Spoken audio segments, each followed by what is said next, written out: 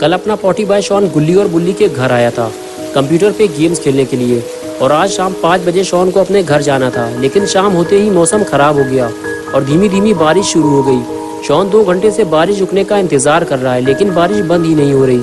Shawn ने अब फैसला कर लिया है, वो अब अपने घर जा रहा है। पता नहीं ये बारिश कब रुकेगी, और बारिश अभी इतनी तेज नहीं है कि शॉन घर ना जा सके। शॉन ने गुल्ली और बुल्ली से बताया कि वो शॉर्टकट यूज करेगा और जंगल के रास्ते घर जाएगा, जिससे वो 20 मिनट में घर पहुंच जाएगा। अगर वो रोड से जाएगा तो उसे 1 घंटा लग जाएगा। गुल्ली ने कहा, शॉन तुम जिस जंगल की बात कर रहे हो तुम्हें पता है ना, सूरज डूबने के बाद वहाँ कोई नहीं जाता। बुल्ली बोला, शॉन तुम कल सुबह घर चले जाना, हम भी तुम्हारे साथ चलेंगे। इतनी रात में जाना ठीक नहीं है। गुल्ली ने शॉन से बताया कि उस जंगल में ईविल नन का एक चर्च है। कहते हैं रात में वो नन उस चर्च में आती है। उसके हाथ में एक बड़ा सा हथौड़ा होता है, जिसे भी वो चर्च के आसपास देखती है उसे हथौड़े से मारती है। शॉन को लगा गुल्ली उसे डरा रहा है। शॉन ने गुल्ली से कहा, देखो गुल्ली मुझे डराओ मत, मुझे पता है ईविल नन मर चुकी है और अब वो मेरा कुछ नहीं बिगाड़ सकती। ये कहकर शॉन स्कूटर पे बैठ गया। गुल्ली ने कहा, ठीक है तुम्हें जाना हो तो जाओ, लेकिन रोड से जाना, जंगल से नहीं, और जाते जाते मेरा एक काम भी कर देना। शॉन ने कहा, ठीक है मैं रोड से ही जाऊंगा, अब तुम काम बताओ अपना क्या करना है। गुल्ली ने कहा, तुम 2 मिनट यहीं रुको, मैं अभी आया। ये कहकर गुल्ली घर के अंदर चला गया और बुल्ली आकर स्कूटर में बैठ गया और कहने लगा, मैं और गुल्ली कल तुम्हारे घर आएंगे शॉन। और तभी गुल्ली घर से बाहर आ गया और शॉन के पास जाकर बोला, 2 दिन से कूड़ा लेने वाली नहीं आई है शॉन, तुम इसे ले जाकर कूड़ेदान में डाल देना। बड़े चौराहे के पास जहाँ बाबा चूरन बेचते हैं उसी के पास उल्टे हाथ की तरफ कूड़ेदान है, वहीं इसे डाल देना। ये कहकर गुल्ली ने कूड़े वाला पॉलीथीन बैग स्कूटर में रख दिया और अपना पॉटी बॉय शॉन स्कूटर लेकर वहां से जाने लगा। तो गुल्ली और बुल्ली शॉन को डराने लगे और कहने लगे, जाओ शॉन, ईविल नन तुम्हारा इंतजार कर रही है। और शॉन हंसते हुए वहां से चला गया। शॉन थोड़ी ही दूर पहुंचा था कि बारिश तेज होने लगी और अब शॉन के समझ में नहीं आ रहा कि वो क्या करे। शॉन ने कुछ दूर जाकर स्कूटर रोक दिया। शॉन थोड़ा कंफ्यूज है कि वो रोड से होता हुआ अपने घर जाए या फिर जंगल के रास्ते। गुल्ली और बुल्ली ने मना किया था जंगल से मत जाना, लेकिन रोड से जाने में आधे घंटे से ज़्यादा टाइम लगेगा और बारिश की वजह से अंधेरा बढ़ता ही जा रहा है। कुछ देर सोचने के बाद शॉन ने फैसला किया कि वो जंगल के रास्ते घर जाएगा और ये कूड़ा भी वहीं फेंक देगा। सड़क पे गंदगी फैलाना ठीक नहीं है। और फिर शॉन स्कूटर लेकर जंगल की तरफ आगे बढ़ गया। शॉन इससे पहले कभी भी इस जंगल के रास्ते अपने घर नहीं गया। आज पहली बार वो इस जंगल से होता हुआ अपने घर जाएगा, लेकिन शॉन की बेवकूफ़ी कहीं उसे भारी न पड़ जाए। जंगल के अंदर आने के बाद शॉन ने स्कूटर रोका और नीचे उतरकर आसपास देखने लगा। तभी शॉन को कुछ दूर सामने एक पेड़ गिरा हुआ दिखाई दिया। शॉन को लगा बस यही सही जगह है, मुझे यही कूड़ा डालना चाहिए। शॉन ने स्कूटर को स्टैंड पे खड़ा किया और कूड़े वाला पॉली बैग लेके आगे बढ़ गया। शॉन ने उस गिरे हुए पेड़ के पास जाकर कूड़ा डाल दिया, लेकिन तभी शॉन को वहाँ कुछ हलचल महसूस हुई। शॉन को ऐसे लगा जैसे उसके साथ वहाँ कोई और भी मौजूद है, लेकिन दिखाई तो कोई भी नहीं दे रहा। शॉन को लगा कहीं कोई जानवर तो आसपास नहीं है। शॉन ने जल्दी से टॉर्च निकाली और आगे बढ़कर देखने लगा, लेकिन चारों तरफ देखने के बाद भी शॉन को कोई जानवर दिखाई नहीं दिया। लेकिन फिर वो आवाज़ कैसी थी? शॉन ये सब सोच ही रहा था कि तभी किसी चीज़ की आवाज़ ने शॉन को डरा दिया। शॉन ने जब पलट कर देखा तो उसका स्कूटर गिरा हुआ था। किसी ने उसका स्कूटर गिरा दिया था। शॉन स्कूटर के पास जाकर बोला, कौन है यहाँ, किसने मेरा स्कूटर गिराया है? तुम जो भी हो, मैं तुम्हारी इन छोटी मोटी हरकतों से डरने वाला नहीं हूँ। लेकिन शॉन को जब इन सवालों का कोई जवाब नहीं मिला तो शॉन ने वहाँ से निकलना ही बेहतर समझा। शॉन अब इस जंगल के रास्ते अपने घर नहीं जाना चाहता, वो रोड से होते हुए घर जाएगा। लेकिन अब एक नई मुसीबत आ गई है, ये स्कूटर अब स्टार्ट नहीं हो रहा। गुल्ली का ये स्कूटर काफ़ी पुराना हो गया है, गुल्ली को अब इसे बेच देना चाहिए। शॉन की लाख कोशिशों के बाद भी जब स्कूटर स्टार्ट नहीं हुआ तो शॉन ने उसे खड़ा करना ही बेहतर समझा। लगता है आज की रात शॉन को इसी जंगल में गुजारनी पड़ेगी। इस जंगल में बहुत अंधेरा है और पॉटी बॉय शॉन बिल्कुल अकेला है। शॉन को अब डर लगने लगा है, बारिश काफ़ी तेज़ है और शॉन काफ़ी देर से भीग रहा है। उसे अपना सर छुपाने के लिए कोई जगह ढूंढनी होगी, वरना शॉन बीमार पड़ सकता है। इसलिए वो जंगल की तरफ आगे बढ़ने लगा। शॉन जिधर भी टॉर्च मारकर देखता बस उसे छोटे बड़े पेड़ दिखाई दे रहे थे। बारिश में पेड़ के नीचे खड़े होना खतरे से खाली नहीं है। शॉन को कोई और जगह ढूंढनी होगी। शॉन को हर वक्त ऐसा महसूस हो रहा था जैसे वो इस जंगल में अकेला नहीं है, उसके साथ कोई और भी है। जंगल की खौफनाक आवाज़ें शॉन को और ज़्यादा डरा रही थी।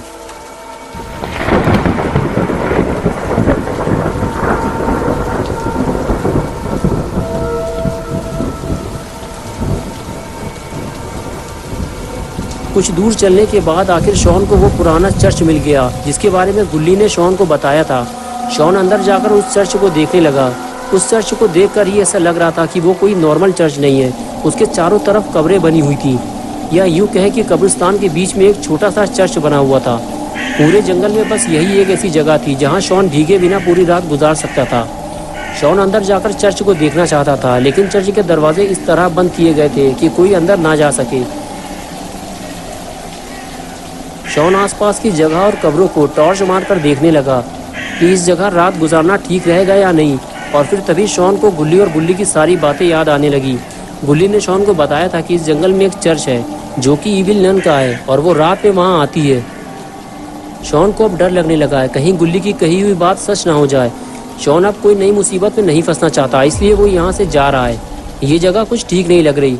शॉन को रात गुजारने के लिए कोई और जगह ढूंढनी होगी।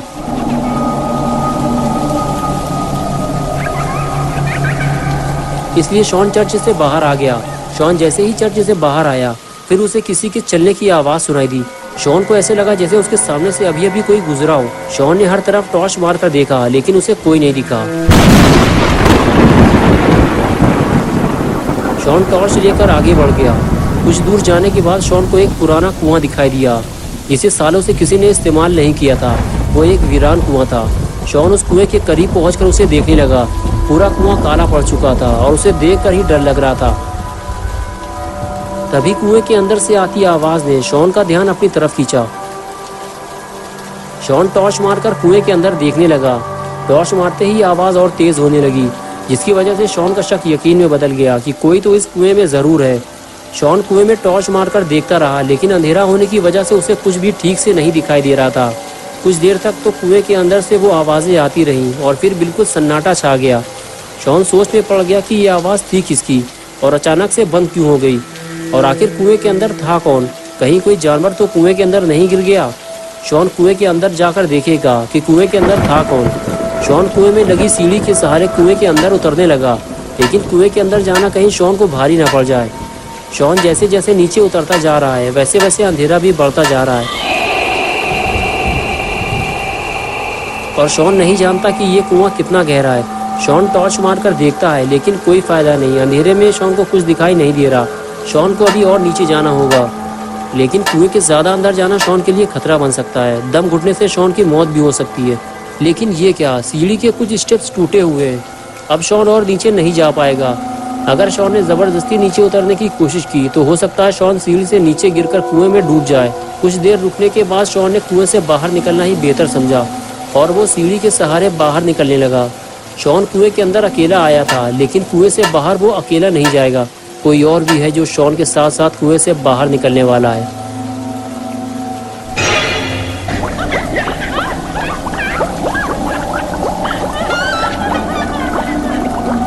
शॉन अभी इस बात से बेखबर है कि उसने कुएं के अंदर जाकर कितनी बड़ी गलती कर दी है, और एक बहुत बड़ी मुसीबत वो अपने साथ साथ कुएं से बाहर ले आया है। लेकिन कुएं से बाहर आने के बाद शॉन का डर अब दूर होने लगा है, क्योंकि कुएं के अंदर उसे कोई नहीं मिला और इस जंगल में भी उसे कोई नहीं मिला। लोगों ने इस जंगल के बारे में झूठी अफवाहें फैला रखी हैं।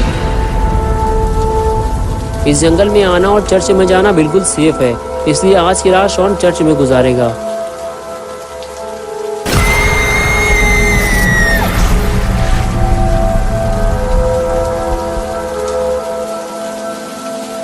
गुल्ली और बुल्ली ने जितनी भी बातें इस जंगल के बारे में शॉन को बताई थी, वो सब झूठ निकली, वरना इतनी तेज बारिश और गरजते हुए बादलों के बीच रात गुजार पाना शॉन के लिए बहुत मुश्किल हो जाता।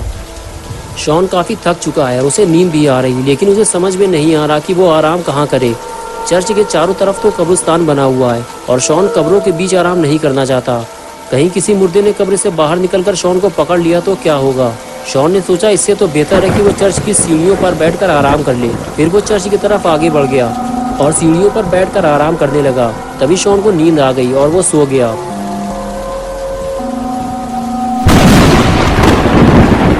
और तभी एक जोरदार बिजली चमकी और सारा माहौल बदल गया। चर्च में बिल्कुल अंधेरा हो गया और क्रॉस का निशान उल्टा हो गया। लगता है ईविल नन के आने का वक्त हो गया है, लेकिन अपना पॉटी बॉय शॉन गलत वक्त पर सो गया है। तो दोस्तों, क्या होगा जब ईविल नन शॉन को चर्च की सीढ़ियों पर सोता हुआ देखेगी, ये हम देखेंगे पार्ट 2 में 17 मई को संडे सुबह 8 बजे। दोस्तों, अगर आप पार्ट 2 देखना चाहते हैं तो इस वीडियो को लाइक करें, चैनल को सब्सक्राइब करना और बेल आइकॉन प्रेस करके ऑल नोटिफिकेशन ऑन करना ना भूलें।